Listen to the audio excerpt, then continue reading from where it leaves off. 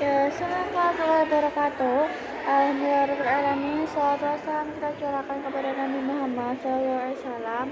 Ya, diperkenalkan nama saya Kevin Azza, saya dari kelas 8. Jadi yang terhormat, Abionis Amida, selaku pengasuh pesantren Super Kemla Roibah Fida, dan tak lupa lagi Mbak Rifki selaku Menteri Peta Imajinasi, dan Mbak Fikri selaku Ketua Kelompok dari Peta Imajinasi saya.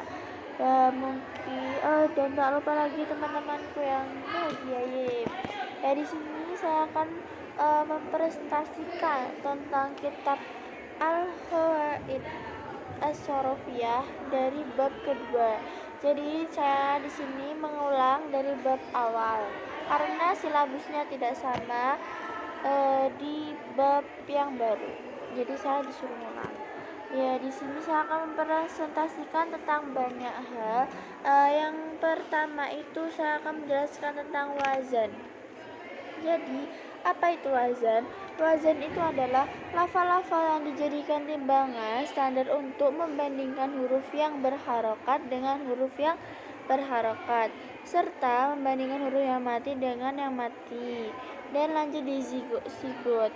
Apa itu sigot? Sigot adalah bentuk kalimat tinjau dari segi makna. Habis itu, sigot itu ada pembagian sigot. Yang pertama adalah ada fi'il madi, yaitu fi'il madi adalah lafal yang menunjukkan atas berhasilnya suatu pekerjaan sebelum dikabarkan secara wado. Jadi wado itu adalah secara wado, lafal yang menunjukkan arti pekerjaan dan disertai zaman lewat zaman madi. Contohnya tuh kata Zaidun, artinya Zaid sudah menulis. Pokoknya itu artinya tuh kayak sesuatu yang sudah dikerjakan. Terus habis itu lanjut di pengertian wado, yaitu wado itu adalah menentukan sesuatu baik itu berupa lafal yang lain untuk menunjukkan sesuatu yang lain sekira ketika sesuatu itu diucapkan langsung. Jadi misalnya kita ucapkan langsung menunjukkan perkara yang lain. Terus habis itu lanjut di fi'il mudhari. Apa itu fi'il mudhari? Fi'il mudhari adalah yaitu lafal yang menunjukkan berhasilnya suatu pekerjaan ketika dikabarkan atau setelah dikabarkan, atau lafal yang menunjukkan arti pekerjaan disertai zaman istiqlal. Terus habis itu contohnya tuh yaqulu Zaidun la, artinya Zaid sedang makan. Jadi ini adalah sesuatu pekerjaan yang masih dikerjakan. Yang tadi kan udah dikerjakan, sekarang yang masih dikerjakan. Jadi kita lanjut di pengertian zaman. Zaman itu ada dua, yaitu zaman hal dan zaman istiqbal.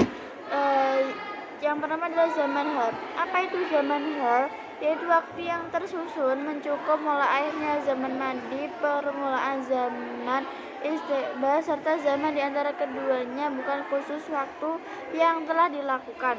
Oleh karena itu ta'rifnya begitu kita boleh mengucapkan Zaidun yusalla fi hari.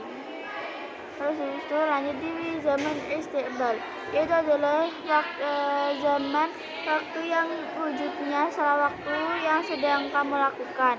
Contoh itu Zaidun yarji'u ghadan, Zaid akan pulang besok. Seperti fi'il mardi, ketika ada suatu qarinah yang menentukan pada zaman hal atau istiqbal, para ulama itu menjadi tiga perbedaan. Yang pertama adalah mengikuti qaul ashab, mengikuti sebagian ulama, dan mengikuti sebagian ulama yang lain. Ya, terus itu masdar, yaitu masdar itu adalah lafal yang menunjukkan pada makna hadas saja tanpa disertai dengan zaman. Yang dimaksud hadas itu adalah al-ma'nal qa'imi bil ghairi, yaitu suatu makna yang melekat pada perkara lain, bisa berupa pekerjaan atau yang lain. Jadi misalnya itu bisa berupa pekerjaan atau yang lain. Terus habis itu contohnya tuh seperti dorobun, roti, husnun. Jadi masdar itu dibagi, ada pembagian masdar. Yang pertama adalah masdar mim. Masdar mim itu masdar yang dimulai dengan huruf mim tambahan selain yang mengikuti wazan mafa'alatun. Dan ada pula masdar ghairu mim, yaitu masdar pada awalnya tidak terdapat huruf mim tambahan. Ya mungkin cukup sekian dari saya, kurang lebihnya mohon maaf.